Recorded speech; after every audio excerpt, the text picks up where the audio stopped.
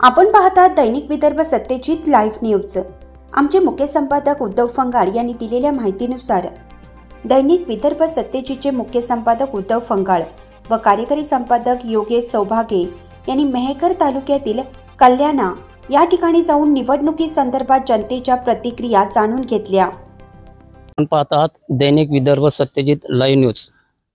मेहकर विधानसभा निवडणूक संदर्भात व तसेच महाराष्ट्र शासनाचे विविध योजना उपक्रम महाराष्ट्रामध्ये जे निवडणुका होत आहेत त्या संदर्भात आपण प्रत्येक खेडेगावामध्ये जाऊन वेगवेगळ्या लोकांच्या प्रतिक्रिया घेत आहोत।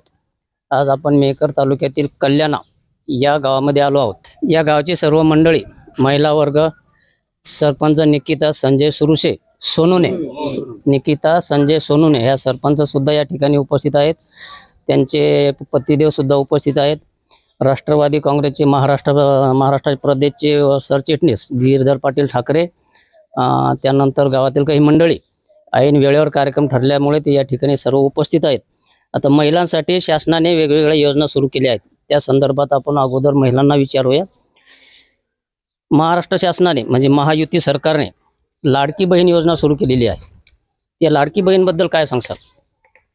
लाडक्या बहिणी योजना सुरू केली महाराष्ट्र शासनाने समजा तर मग 3,000 रुपये टाकले त्यांनी खात्यामध्ये, ते आले का तुमच्या सर्वांच्या खात्यात? हो। काय म्हणायचं तुम्हाला त्या योजनेबद्दल? चांगली आहे का काय नेमकं? नाही, खूप छान आहे। बर, आवडली मला पण, खूप छान आहे। बर, आपण पण जसं त्याचा वापर केला महिलांना पण छान वापर केला आणि घर मदतीला पण जसं बर।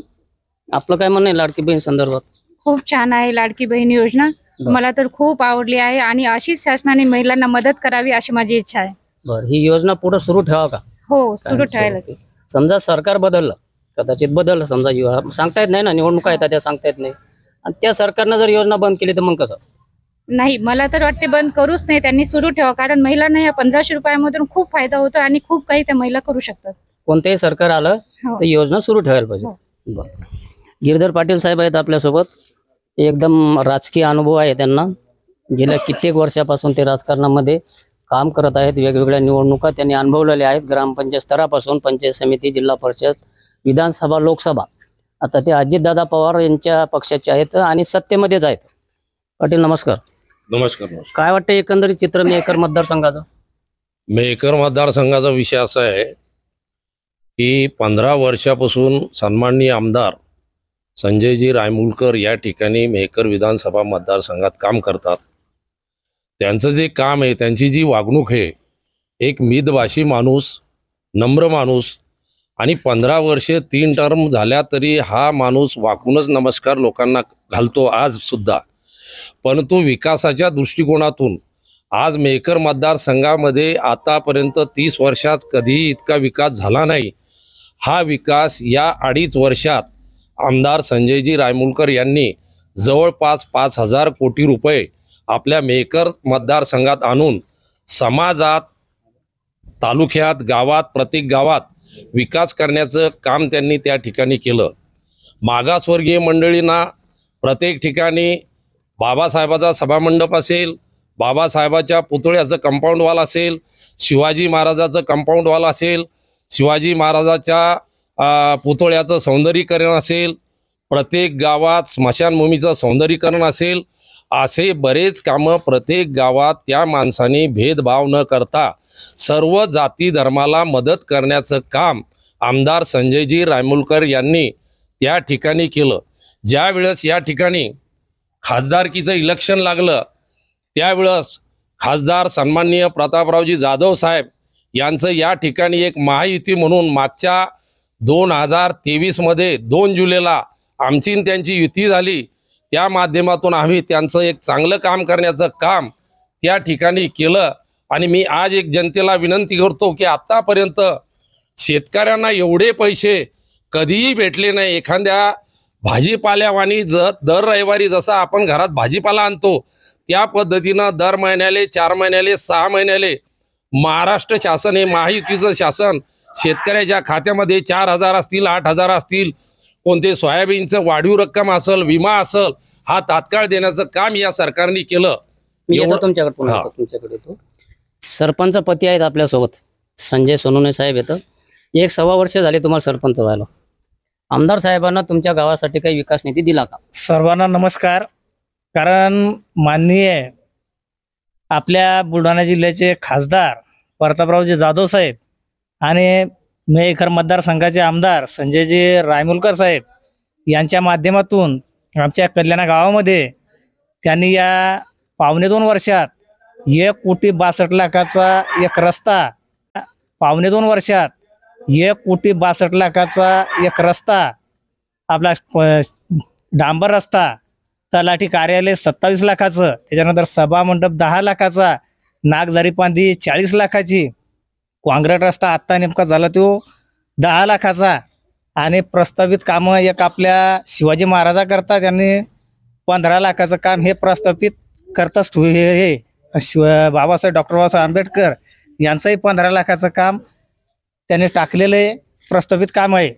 तरी माननीय डॉक्टर संजयजी रायमुलकर साहेबाच्या माध्यमातून आमच्या गावाकरता भरपूर असा त्यांनी निधी दिला. आणि मागच्या काळात बिन आमचे मित्र विद्याताई प्रशांत काळे ह्या असताना, मी उपसरपंच असताना त्याही त्याच्यात आम्हाला त्यांनी MRHS मार्फत 25 लाखाचा एक रस्ता दिलेला होता. त्याच्यानंतर 7 लाखाचा रस्ता हा आपल्या गावात खालची वेटाळ त्याच्याकरता पण दिलेला होता. तर या सरकारनं म्हणजे असं भरपूर काम दिलेलं आहे. आणि आमच्या गावात होता वस्तूवर त्यांचं खासदार साहेबाचं बिन प्रत्येक वेळेस असं म्हणा की असं चांगल्या प्रकारे लक्ष राहत असते. आणि आमदार साहेबाचं जे आमदार साहेब हे पहिल्यापासून म्हणजे ते आमदार असे आम्हाला काही असं वाटत नाही, ते आमचे असे मित्र या घरातले असे वाटतात. त्या कारणामुळं त्यांनी भरपूर असा एक आमच्या गावाकरता त्यांनी विकास केला. महाविकास आघाडीकडून जे इच्छुक उमेदवार गावागावामध्ये फिरत आहेत, संपर्क करत आहेत, त्यांचं म्हणणं असं आहे की आमदार साहेबांना 15 वर्षात विकास केलेला नाही, म्हणून तुम्ही आम्हाला मतदान द्या. हे कितपत योग्य वाटते? हे आता ज्याचं जो उमेदवार राहत असतोय हा प्रत्येकच उमेदवार आपापली स्तुती करत असतो. पण माननीय डॉक्टर संजयजी रायमुलकर साहेबाच्या माध्यमातून आता या नेमकंच गिरधर पाटलांनी सांगितलं 5,000 कोटी रुपयाचे कामं या 2.5 वर्षात महायुतीचं सरकार आलं तरीपासून कामं झाले. तर भरपूर असे विकास कामं झाले समजा थोडक्यात तुमच्या म्हणण्यानुसार, किंवा खेड्यापाड्यांनी विकास कामं झालेली आहे. विरोधी पार्टी किंवा विरोधी पक्ष इच्छुक जे उमेदवार बोलतात त्याच्यामध्ये पाहिजे तेवढं काही तथ्य नाही. महाराष्ट्र सरकारने महिलांसाठी ST मध्ये म्हणजे ST बसमध्ये 50% सवलत केली आहे. आणि जे वयोवृद्ध ज्येष्ठ आहेत त्यांना मोफत सेवा आहे. या योजनेबद्दल काय सांगाल तुम्ही? ही योजना पण अत्यंत लाभदायक अशी आहे. आणि स्त्रियांना हाफ भाडं दिल्यामुळे स्त्रिया आपल्या मनाने कुठेही प्रवास करू शकतात. आणि ज्येष्ठ नागरिक फ्री असल्यामुळे त्यांना पण आपले तीर्थक्षेत्र वगैरे सगळे पाहायला वगैरे मिळतात. त्यामुळे ही पण योजना, बसची पण योजना खूप लाभदायक अशी आहे. संजय गांधी कार्यालयामार्फत वेगवेगळ्या महिलांना दर महिन्याला तिथून अनुदान मिळते. त्याच्यानंतर शासनानं पुन्हा एक सर्वसामान्य महिलांसाठी म्हणजे 21 वर्ष ते 60 वर्षापर्यंत सर्वच महिलांना लाडकी योजना सुरू केलेली आहे. या दोन्ही योजनेबद्दल काय म्हणणं आहे तुमचं? काहीच नाही, ठीक, चांगलं आहे, व्यवस्थित आहे ना? आपण काय सांगाल या योजनेबद्दल? ST फुकट आहे, आता 1500 रुपये पुन्हा भेटायला लागले खर्च पाण्याला. आता काय म्हणणं आहे तुमच्या योजनेबद्दल? चांगली योजना आहे. बरं, तुमचं काय म्हणणं आहे? चांगली आहे ना?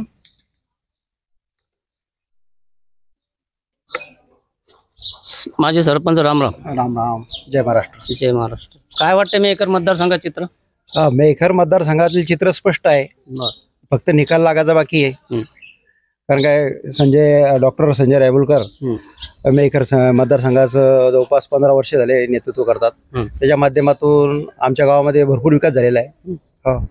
आणि हे महाविकास आघाडीमध्ये उद्धव बाळासाहेब ठाकरे गटाला जर जागा गेली असं त्यांचं चालू आहे त्यांच्या स्तरावरती, काँग्रेस किंवा त्यांचं, तर काही फरक पडेल का? नाही, फरक नाही पडणार.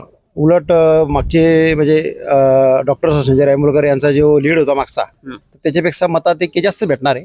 मागच्या 62,000 काहीतरी होतं, तर यावेळेस 75च्या पुढे जाईल. आणि विजय निश्चित आहे. यावर्षी चौकार हा निश्चित आहे, विजयाचा चौकार. ठीक. काही तुमच्या समस्या शेतकऱ्यांच्या गावातल्या अडीअडचणी काही? नमस्कार, मी शेषराव सरमोल. मला असं वाटतं की शेतकऱ्याच्या शेतमालाला जर हमी भाव दिला तर कुठल्याही शासनाच्या आर्थिक मदतीची गरज ही शेतकऱ्याला भासणार नाही. शेतमालाला हमी भाव आणि एखाद्या ठिकाणी शेतकऱ्याला शेतरस्त्याची गरज असते. रोजगार हमीमार्फत असेल, इतर शासकीय निधीच्या माध्यमातून शेतरस्ता आणि शेतरस्त्याला मदत ही शासनाने करावी. त्याच अनुषंगानं मेहकर मतदारसंघाचं वातावरण काय म्हणते? मेहकर मतदारसंघाचं वातावरण आपापल्या परीनं प्रत्येक राजकीय पक्षाला हे पोषकच असतं. परंतु ऐन वेळेवर अनेक ठिकाणी अनेक संघटना त्या ठिकाणी उभ्या राहतात, युती होतात, युती तटतात. त्यावर वेळेवर काही समीकरणं हे घडत असतात असं मला वाटते. सध्या मेहकर मतदारसंघात महाविकास आघाडी का महायुती असं काही निश्चित सांगता येणार नाही. तुमच्या घरकुलाची काहीतरी सांगितलं होतं मला तुम्ही. हो. काय अडचणी तुमच्या घरकुलाची? की आज 4-5 महिने झाले नुसतं घरकुल एक हप्ता दिलेला आहे. त्याच्यानंतर पैसे काही अजून पडले नाही आमचे. म्हणजे गरीब लोक. घरकुलाचे भरपूर प्रत्येक खेडेगावात घरकुलं दिलेले आहेत. दिलेले. लोकांनी उसने पासने उधारी करून घरकुलाचं बांधकाम केलेलं आहे. पण पंचायत समितीमधून 4-5 महिन्यापासून कोणतेही अनुदान म्हणजे काय हप्ता किंवा रक्कम त्यांना मिळाली नाही. तरी आमदार साहेबांना त्याच्यामध्ये लक्ष घालून ते पैसे लवकरात लवकर टाकण्याचे प्रयत्न करावे असं म्हणणं आहे तुमचं. बरं, काय म्हणता मामा शेतकऱ्याबद्दल, मेहकर मतदारसंघाबद्दल? चांगले मेहकर मतदारसंघाबद्दल बी चांगलं आहे. आणि आमदार जसे आम्ही त्याला देव मानतो संजय रायमुलकर, त्याच्यामुळे यावेळेस निवडण्याची जास्तीत जास्त चान्स आहेत. महाराष्ट्रामध्ये कोणाचं सरकार आहे? महाराष्ट्रामध्ये हेच आपल्या शिंदे साहेब सरकार, महायुतीचं. महायुती. त्यांनी शेतकऱ्यांसाठी काय करायला पाहिजे पुढे? म्हणजे समजा शेतकरी त्यांना बराच काही आता योजना सुरू केलेल्या आहेत बऱ्याच, आणि ते आता पैसे मिळणारी बाकी आहेत. फक्त आता याच्या 15 दिवसात बाकी सर्व शेतकऱ्याला पैसे मिळून जातील. बर, पीक विमा, अतिवृष्टी, कर्जमाफी, सर्व कोणतंही सरकार जरी आलं तर हे प्रश्न शेतकऱ्याची सुटतच नाही. हे 5-10 वर्षामध्ये आपण सर्वजण पाहत आहोत. वेगवेगळ्या मार्गाने शेतकरी आंदोलन करतात. कर्जमाफी, कोणतंही सरकार जरी आलं तर हे प्रश्न शेतकऱ्याची सुटतच नाही. हे 5-10 वर्षामध्ये आपण सर्वजण पाहत आहोत. वेगवेगळ्या मार्गाने शेतकरी आंदोलन करतात. पण कोणतेही सरकार आलं की पाहिजे तशी भूमिका सरकारकडून घेतल्या जात नाही. मात्र जेव्हा निवडणुका येतात तेव्हा प्रत्येक पक्षावाले, सत्ताधारी आणि विरोधी, शेतकऱ्यांसाठी असा हावभाव दाखवत की आम्ही सत्तेवर येतो, आम्हाला तुम्ही मतदान करा, आम्ही आलो की तुमची योजना सोडवतो. मग अनेक वेळा ह्या सत्तेवर येणारं सरकार शेतकऱ्यांकडे का पाहत नाही? जवळजवळ 30 वर्षापासून आम्ही पाहतो, तर या शिंदे साहेबासारखे उपक्रम कधी राबविला गेले नाही. शिंदे साहेब महायुती सरकार, शिंदे साहेब मुख्यमंत्री झाल्यापासून शेतकऱ्यांसाठी या 2.5 वर्षात बरेच काही योजना आणल्यात. बऱ्याच आमच्या खेड्यासारख्या 25-30 कोटी रुपये त्यांनी दिले. अशा खेड्यात जर दिले तर बाकीचे विकासाचा काही शहराचा विषयच नाही. या लाडक्या बहिणीचा आणि ते 50% सवलत, महिलांना ज्या सवलती मिळाल्या त्याचा या निवडणुकीवर काही युती सरकारला फायदा होऊ शकतो का? होऊ शकतो ना. महिला पाठीमागे राहू शकतात का? हो, राहू शकतात, नक्कीच राहू शकतात. सन्माननीय मुख्यमंत्री साहेबांनी ज्या ज्या महिलांसाठी योजना आणलेल्या आहे त्याचा भरपूर सामान्य स्त्रीला भरपूर प्रमाणात त्याचा फायदा झालेला आहे आणि भरपूर प्रमाणात सामान्य स्त्री सुखावली आहे. तिच्या कुटुंबाचा उदरनिर्वाह ती अगदी निर्भीडपणे करू शकते. त्यामुळे 100% महायुतीच्या सरकारला माझं पूर्णपणे समर्थन आहे. अजून काय करा महिलांसाठी असं तुम्हाला वाटतं? सरकारनं आता 1,500 रुपये द्यायला लागले, वर्षाचे 3 गॅस द्यायला लागले, एसटी मध्ये सवलत दिलेली आहे, अजून पुन्हा काय द्यायला पाहिजे? समजा तसं तर सरकारने भरपूर दिलेलं आहे आणि मुलींसाठी सुद्धा शिक्षण मोफत केलेलं आहे. पदवीधर शिक्षण, अति पदवीधर शिक्षण सुद्धा मोफत केलेलं आहे. आपलं डिप्लोमा असो, शासकीय निम शासकीय महाविद्यालयात सुद्धा मुलींना, ओबीसी ओपन सर्वच मुलींना मोफत केलेलं आहे. त्यामुळे भरपूर प्रमाणात मला तरी वाटते की महिलांच्या भरपूरशा गरजा शिंदे सरकारकडनं पूर्ण झालेल्या आहे. जे 2.5 वर्षाचं सरकार होतं महाविकास आघाडीचं अगोदरचं, उद्धव बाळासाहेब ठाकरे साहेबाचं, त्या सरकारमध्ये आणि या सरकारमध्ये काही फरक वाटतंय का? सर, फरक तर भरपूर प्रमाणात आहे. कारण की जे शिंदे सरकारचं महायुतीचं सरकार आलेलं आहे, सन्माननीय मुख्यमंत्री साहेबांनी ज्याही योजना किंवा शेतकऱ्याच्या असो किंवा आपल्या महिलांच्या असो, आणि विशेष म्हणजे शिंदे सरकार हे घराघरात पोहोचलेलं आहे. आणि शिंदे सरकारांनी ज्या ज्या योजना काढलेल्या आहेत त्या सामान्य तळागाळापर्यंत अशा सगळ्यांना त्याचा पाठपुरावा देखील शिंदे सरकारने अतिशय बारकाईने केलेला आहे. त्याच्यामुळे सर्व प्रमाणात ह्या योजना खूप यशस्वी अशा झालेल्या आहेत. म्हणजे शिंदे सरकारला या निवडणुकीत कदाचित फायदा होऊ शकतो, भरपूर प्रमाणात होऊ शकतो. तर गिरधर पाटील साहेब, आता शेवटचं तुम्ही सांगा की बा मेहकर मतदारसंघात महाविकास आघाडीमध्ये काँग्रेसला किंवा उद्धव बाळासाहेब ठाकरे गटाला, कारण तुम्ही काँग्रेस राष्ट्रवादीमध्ये एकच होते पहिले, आता गट झाले, मग नेमकं कोणाला जागा सुटेल असं तुम्हाला अंदाज वाटतो? वास्तविक हा तुमच्या पक्षाचा विषय नाहीये, हा विरोधी पार्टीचा विषय झालेला आहे. जागा कोणाला सुटेल हा महत्वाचा प्रश्न त्या महाविकास आघाडीचा आहे. हो, तो प्रश्न आमचा नाही. आमचा उमेदवार इकडे तेल लावून तयार आहे. आमच्या उमेदवाराची काही भानगड नाही. ही जागा काँग्रेसला सुटो, राष्ट्रवादीला सुटो, उद्धव बाळासाहेब गटाला सुटो, त्याचा पैलवान किती बी लंगोटबंद बांधून आला तरी ते लंगोटबंद फाटणारच आहे. आणि आमचा उमेदवार 4थी टर्म पूर्ण करून त्या ठिकाणी मिनिस्टर पदाची शपथ घेणार आहे. ही काळ्या दगडावरली रेग आहे. तुमचा उमेदवार कोणता? नाव? रायमुलकर, संजय रायमुलकर, महायुतीचा उमेदवार. अजून कोणी?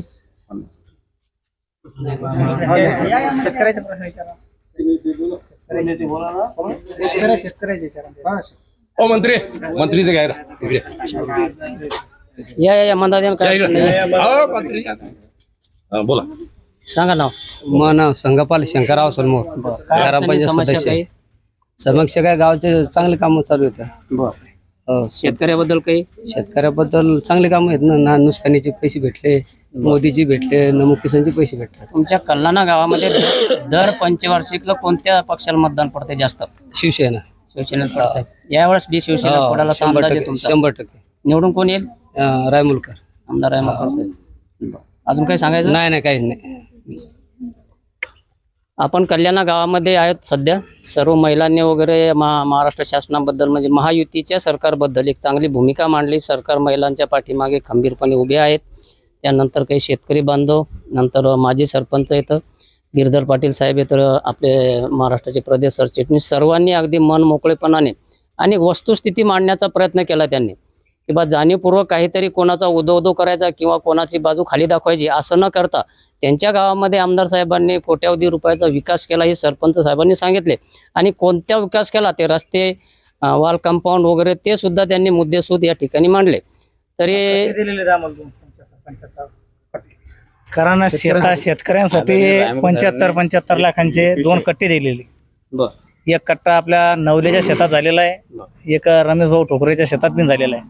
म्हणजे शेतात शेतील बी त्याचा पण फायदा आहे आणि नदीचं खोलीकरण बी केलेलं आहे.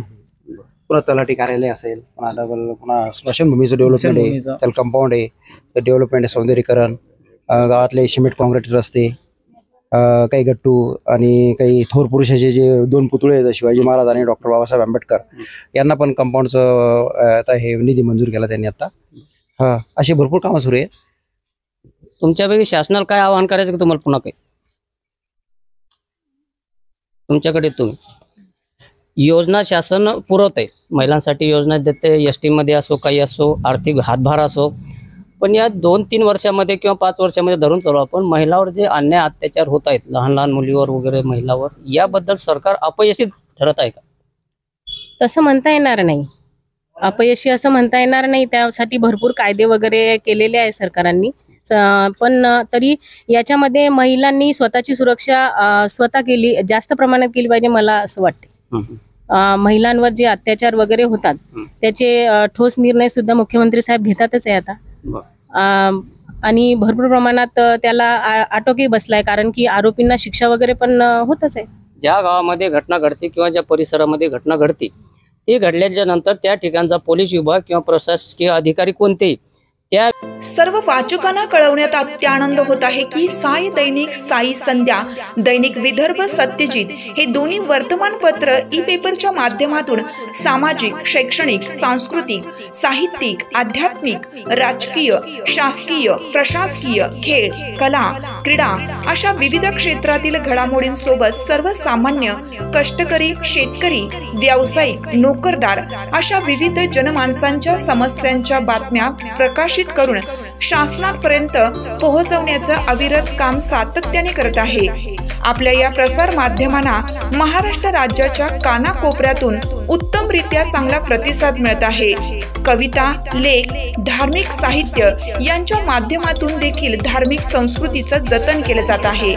वाचकांकडून चांगला प्रतिसाद मिळत असून याचबरोबर दैनिक Vidarbha Satyajit YouTube news channel व दैनिक विदर्भ सत्यजित न्यूज पोर्टल हे प्रसार माध्यम सुद्धा सुरू आहे।